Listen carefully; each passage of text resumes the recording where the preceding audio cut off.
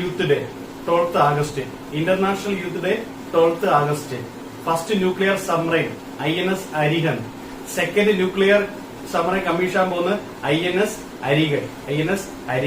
TV Somanath appointed as cabinet secretary.